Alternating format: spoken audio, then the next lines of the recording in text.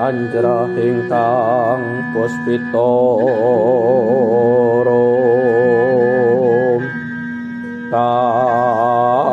kasiliring samirana mre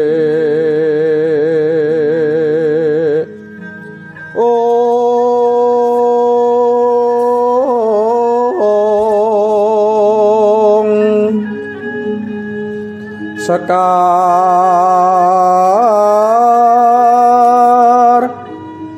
kadung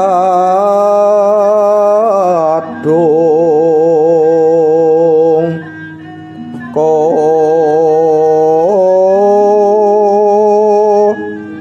ngagandanya.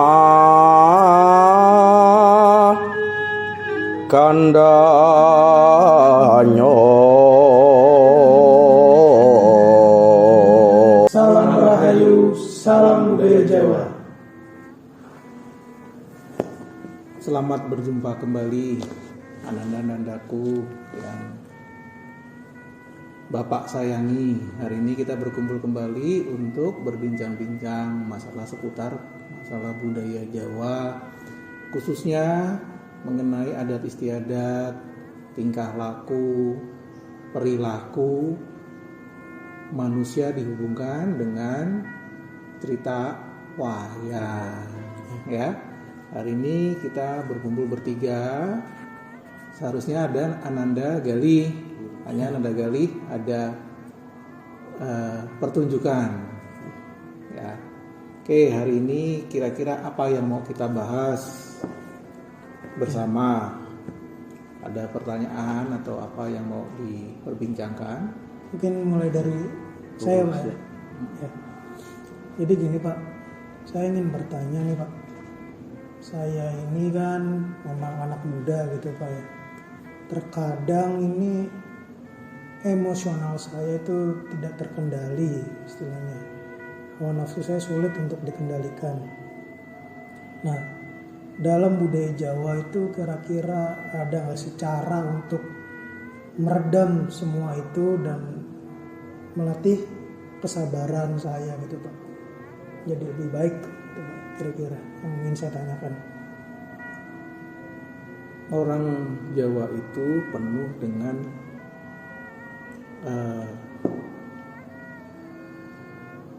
laku introspeksi diri yang disebut oleh eling lan waspodo. Ya, jadi orang Jawa dalam melakukan segala hal itu selalu eling lan waspodo, eling waspodo, eling waspodo. Ya, itu salah satu cara untuk meredam hawa nafsu, nafsu amarah, nafsu serakah, nafsu segala bentuk nafsu yang tidak baik yang ada dalam diri kita. Ya, Bapak tahu, Bapak sadar karena Bapak pernah muda seperti kalian. Ya, satu-satunya cara itu tadi, kita harus sering berintrospeksi diri, sering bertanya dalam diri kita, apakah yang kita lakukan ini sudah baik apa belum? Memang ukuran baik dan tidak baik itu sangat relatif, ya kan? Sangat relatif. Sementara kita melakukan ini sudah baik, belum tentu bagi orang lain. Demikian juga orang lain menilai itu. Jadi yang penting kita itu tadi selalu eling. Semua kita kita jatuhkan kepada diri kita sendiri. Kita untuk meredamnya, kita selalu eling lan waspodo, eling lan waspodo. Ya, sesekali kita harus merenung, kita harus tahu simbah-simbah dulu. Kakeknya Bapak itu senang sekali melakukan kegiatan introspeksi. Entah itu disebut semedi, bertapa. Kalau di orang Jawa tuh ada, biasanya kalau dia memiliki rumah tuh ada satu ruangan tersendiri khusus untuk merenung itu tadi, untuk semedi itu tadi, untuk bertopo broto, untuk menghilangkan segala hawa nafsu yang tidak baik. Kira-kira seperti itu ya, Anda Bagas. Gimana? Ya, jelas. Ya, kemudian dari saya Pak, dalam kehidupan bermasyarakat kan kita yang sudah ditanyakan oleh Mas Bagas sebelumnya Pak, kita harus menahan hawa nafsu kita itu ya Pak. Dalam menahan hawa nafsu, tingkah laku amarah dan sebagainya itu Pak, adakah penggambaran dalam khususnya dalam budaya Jawa, terlebih dalam kisah pewayangan sendiri Pak, bagaimana cara menggambarkan penahanan hawa nafsu, kemudian amarah dan sebagainya Pak, yang ingin saya tanyakan. Nah, itu bagus pertanyaannya. Dan buat orang Jawa itu memang pengendalian hawa nafsu itu menjadi kunci kehidupan nomor 1 dibanding yang lain-lainnya. Karena pengekangan hawa nafsu itu bisa menyelamatkan diri kita. Ya, cerita tentang pengekangan hawa nafsu itu digambarkan oleh tokoh wayang dalam melakukan topo broto. Ya, tokoh wayang itu adalah Arjuna bertapa yang disebut Begawan Mintorogo. Ya, Begawan Mintorogo ini menunjukkan bahwa dia berhasil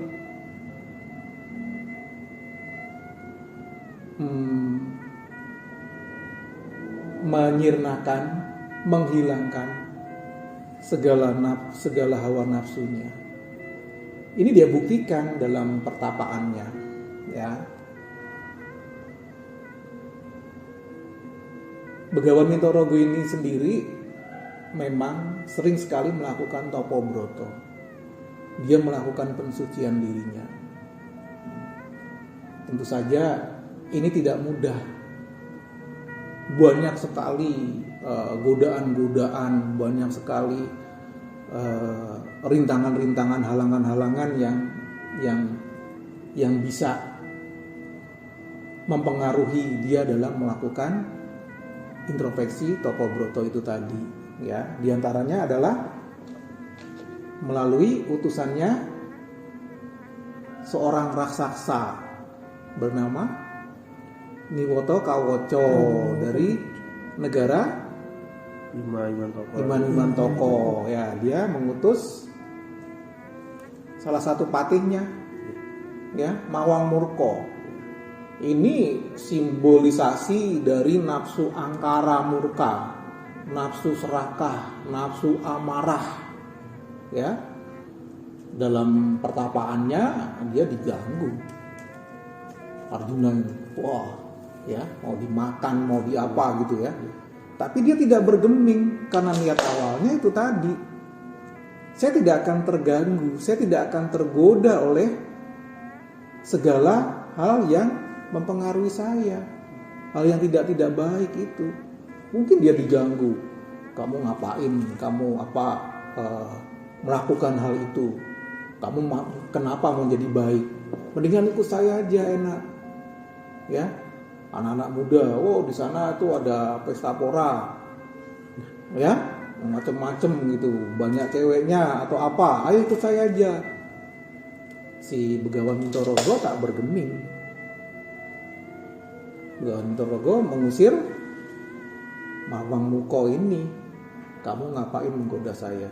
Pergi kau dari sini. Ya, dikutuklah menjadi seekor babi hutan. Kemudian dipanah mati oleh Begawan Mintorogo ini. Berarti Begawan Mintorogo ini berhasil menyingkirkan bentuk angkara murka, hawa nafsu, nafsu-nafsu yang tidak baik dari dalam dirinya. Penggambarannya kurang lebih seperti itu. Ya, tidak cukup sampai di sini. Ada lagi godaan yang lebih berat. Ya, itu Batara Guru, rajanya para dewa, mengutus bidadari, dewi paling cantik di kayangan, yaitu Betari Suprobo. Itu kamu ganggu itu Arjuna yang sedang bertapa. Kamu ganggu supaya dia tidak berhasil, supaya dia tetap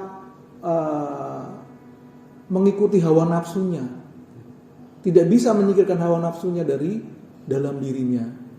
Maka diutuslah Betari Suprobo. Wah, ini cantik sekali. Dia lewat sini mengelilingi Arjuna atau Begawan Mintorogo ini. Wah, dia tonjolkan kemolekannya. Mungkin kalau zaman sekarang dia mengenakan baju yang seksi, ya, rok mini, semuanya, wah, serba. Melihat Suprobo ini, semua orang laki-laki normal pasti tertarik. Tidak ada yang tertarik. Tapi kembali lagi, Begawan Mintorogo ini tidak bergeming. Mungkin waktu itu dengan pakaian yang sangat terbuka, kalau dia tidak tahan, anak-anak muda apalagi, pasti akan, wah, ini cewek mulus, ini cewek seksi banget, cantik banget. Dia selesai nggak jadi bertapa. Topo Brotonya tidak akan berhasil. Tapi kembali lagi, dia berhasil menyingkirkan Betari Suprobo. Cantik sekali nih, lihat aja penggambarannya. Disuruh pergilah dia. Kamu ngapain menggoda saya? Saya tidak tertarik dengan segala kecantikanmu, dengan segala kemolekan tubuhmu. Gitu. Sekalipun mungkin telanjang di depannya, dia tidak bergeming. Ya, berhasil pergi. Berarti dia berhasil satu lagi menyingkirkan hawa nafsu birahinya, yang pasti itu melekat dalam diri manusia. Semua nafsu-nafsu yang tidak baik ini berhasil disingkirkan oleh Begawan Mintorogo. Gitu. Dan setelah ini berhasil, diutuslah Betara Indra. Indra diutus oleh Betara Guru. Karena berhasil, si Begawan Mintorogo ini ditanya, karena ini dalam dunia pewayangan ya, ditanya, Begawan Mintorogo, kamu tuh sudah berhasil melewati segala ujian, godaan, rintangan, halangan. Apa sebetulnya yang kamu minta? Ya, sebelumnya karena dia berhasil itu tadi, dia diberi anak panah bernama Pasopati, yang pada gilirannya dalam perang Bratayuda digunakan untuk membunuh para lawannya dalam perang Bratayuda. Dan Begawan Mintorogo ini melakukan pertapaan sebelum dia menjalankan perang Bratayuda, menghadapi perang Bratayuda. Ini bisa kita artikan bahwa sebelum kita mengarungi kehidupan sehari-hari yang amat keras, mengarungi kehidupan yang sangat penuh dengan persaingan, apapun itu dia melakukan introspeksi dulu. Bahwa Bratayuda itu atau perang Bratayuda itu adalah pertempuran kehidupan yang sesungguhnya. Bisa gak sih saya meredam itu tadi hawa-hawa nafsu angkara murka, nafsu amarah, nafsu birahi? Kurang lebih digambarkannya seperti itu. Gitu. karena ini berhasil dan si Arjuna ini sudah diberi Pasopati, kemudian ditanya, sebetulnya kamu tuh mau apa? Apa sih permintaanmu dalam topo brotomu itu? Dia menjawab, saya ingin dalam perang Bratayuda nanti Pandowo yang unggul atau Pandawa yang unggul. Itu langsung Dewa bilang, Bathara Indra bilang, oke, kalau gitu permintaanmu dikabulkan oleh para dewa. Pergi. Ketika pergi, Semar datang tergopoh-gopoh, sesegukan nangis dia. Ya, Den Arjuna, kenapa kamu seperti itu? Bingung Kakang Semar kenapa? Kok menangis? Wajahnya sedih, bercucuran air mata. Begitu.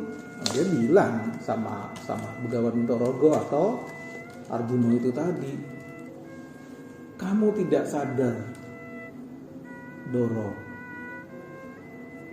Kamu tidak eling, kamu tidak waspodo. Kenapa dalam perang Bratayuda nanti kamu hanya menyebutkan Pandawa yang unggul, sementara kamu tidak ingat bahwa kamu tuh punya anak. Itu. Oh, kaget si Begawan Mintorogo ini.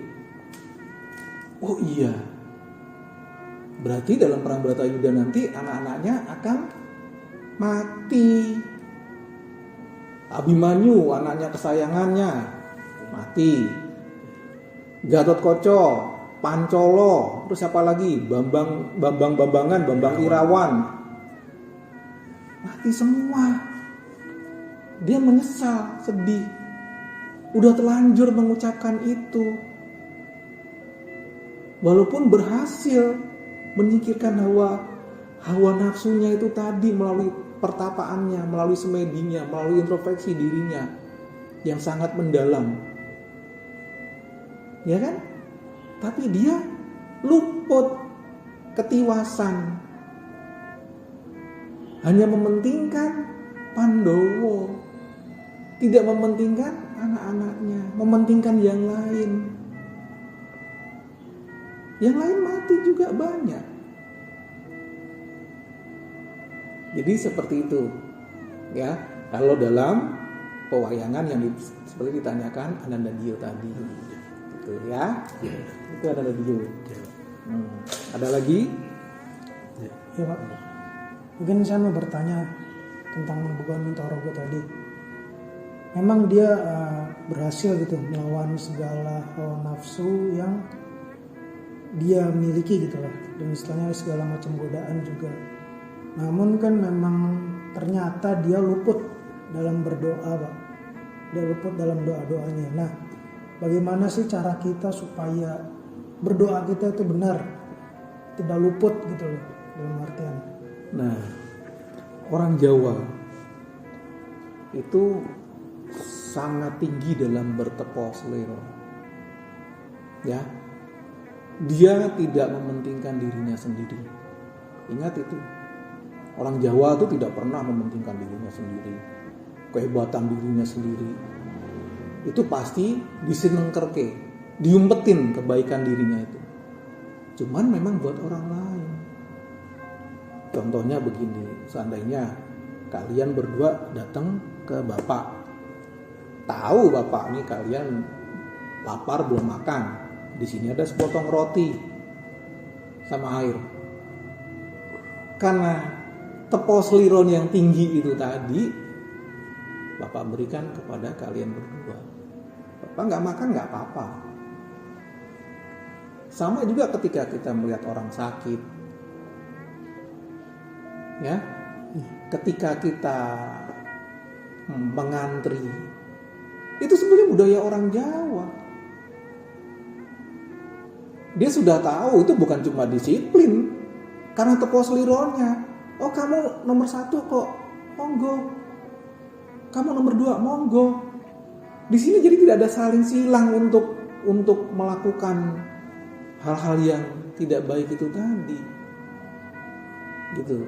Karena apa? Orang Jawa itu sadar bahwa dia adalah makhluk hidup yang ikut nyengkuyung hamemayu hayuning bawono untuk membangun dunia ini menjadi harmonis, menjadi indah untuk ditinggali sesuai dengan kehendak yang Maha Kuasa Pencipta Gusti Kang Karyo Jagat itu tadi. Kan begitu. Tepo Sliro itu ditunjukkan dalam ungkapan hamemangun karyena tiasing sasomo. Artinya kita makhluk individu itu harus membuat semua orang menjadi enak, bukan diri kita sendiri. Nah, seperti yang ditunjukkan Begawan Mintorogo, hanya untuk dirinya. Nah, yang lain gimana? Gimana terjadi bisa menjadi hamemayu hayuning bawono tanpa hamemangun karyena tiasing sasomo? Gak mungkin bisa terjadi itu. Disitulah luput ketiwasannya Begawan Mintorogo. Dia hanya untuk kepentingan dianya sendiri sama itu. Dia tidak memikirkan yang lain. Di Jawa itu kebenaran memang tidak mutlak. Ada benar di satu sisi, tapi di satu sisi ada kesalahan. Dan kebenaran itu sangat relatif. Mungkin buat Begawan Mintorogo ini, ketika dia melakukan semedi pertapaan, dia sudah benar, memang benar. Tapi di mata orang lain belum tentu dia benar. Di mata Semar dia nggak benar. Sampai Semar menangis. Jadi seperti itu. Nah, orang Jawa itu juga meyakini bahwa sesuatu itu ditepake ke awake dhewe. Sebelum kita menilai orang lain, kita harus menempatkan awake dhewe sendiri dulu. Kalau kita nggak mau sakit, ya kita jangan mencubit orang. Gitu, ya, supaya terjadi yang namanya hamemayu hayune bawono. Itu tujuan hidup orang Jawa itu seperti itu. Sangat tinggi cita-citanya. Bawono, bayangin aja. Kita kan makhluk yang sangat kecil. Seperti butiran debu yang berterbangan kemana-mana. Tapi kalau kita itu sadar menjadi debu yang baik, tercipta keharmonisan alam semesta ini. Gitu. Ya, kurang lebih seperti itu yang Bapak bisa terangkan ke Ananda sekalian. Ada lagi? Ya, mungkin ini sekiranya sudah jelas, Mas. Ya, mungkin ini terakhir dari saya, Pak. Ya. Pertanyaan saya, sebagai kaum milenial, mungkin penonton Sanggar Bagas Purwo juga ada penonton sebaya dengan usia kami, Pak. Ya. Apa saja yang dapat kami tiru, dapat kami pelajari dari tokoh Begawan Mintorogo yang sudah Bapak kami jelaskan. Kemudian mungkin ada hikmah yang bisa diambil dari tokoh tersebut, Pak. Terima kasih. Ya.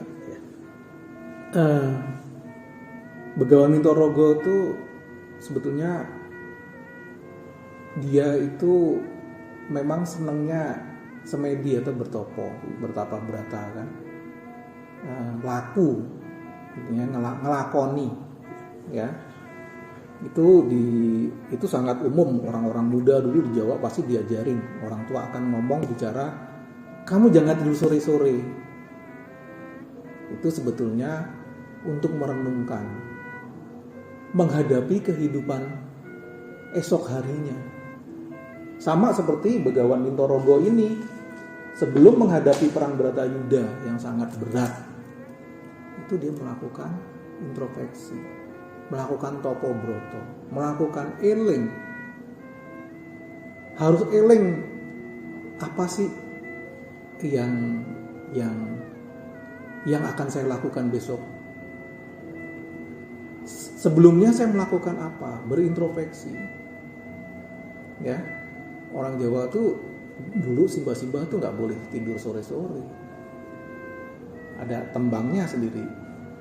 Ojo turu sore kaki, ono dewa nganglang jagat, nyangking kokor kencanane Nah gitu. Jadi malam hari itu adalah malam yang baik untuk melakukan introspeksi terhadap diri kita, perenungan, supaya kita tidak melakukan hal-hal yang ceroboh, mengikuti hawa nafsu yang tadi sudah ditunjukkan oleh Buto dan Betari Suprobo yang menggoda kita.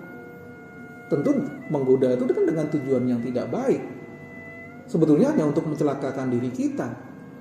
Tapi kalau kita bisa melakukan kayak Begawan Mintorogo, ya itu semua akan sirna kita singkirkan. Oh, kita tahu ini perbuatan yang tidak baik. Oh, ini tahu ini perbuatan yang tidak benar. Gitu. Jadi ya sebaiknya sebagai anak muda, walaupun kita tahu anak muda itu masih diliputi oleh sesuatu hawa nafsu yang sangat lebih banyak daripada orang tua, sebaiknya itu tidak diumbar secara serampangan, secara sembrono, yang akhirnya hanya merugikan dan mencelakai diri sendiri. Itu Ananda Dio. Ya. Gimana? Dio, Anda Bagas? Jelas Pak. Jelas, Pak. Dari saya juga cukup Jelas. Jelas. Ya.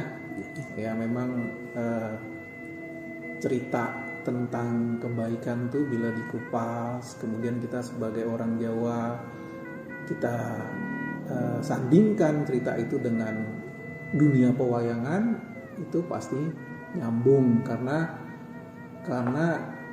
orang Jawa itu ya tidak jauh dari budayanya, budaya wayang, entah wayang kulit, entah wayang orang, entah cerita-cerita mitos-mitos, mitologi yang bertujuan baik dalam kehidupan kita. Yang baik kita ambil, yang tidak baik kita singkirkan. Ya, kurang lebih seperti itu. Gimana kita akhiri aja ya? Ya. Oke, kalau gitu Sanggar Bagaskoro Channel untuk episode 5 ini kita akhiri. Salam Rahayu, salam budaya Jawa. Jangan lupa untuk like, comment, share, dan subscribe. Dan terima kasih untuk 50 subscriber Sanggar Bagaskoro. Dan nanti kalau misal kita sudah mencapai 100 subscriber, kita akan bermain gamelan ya. Ya, kan ada konten terbaru Ya. dan pastinya menarik dari channel Sanggar Bagaskoro. Ya. Tetap saksikan konten terbaru kami dan dukung channel kami agar bisa lebih berkembang. Ya. Gitu Mas. Terus support ya. Salam Rahayu, salam budaya Jawa.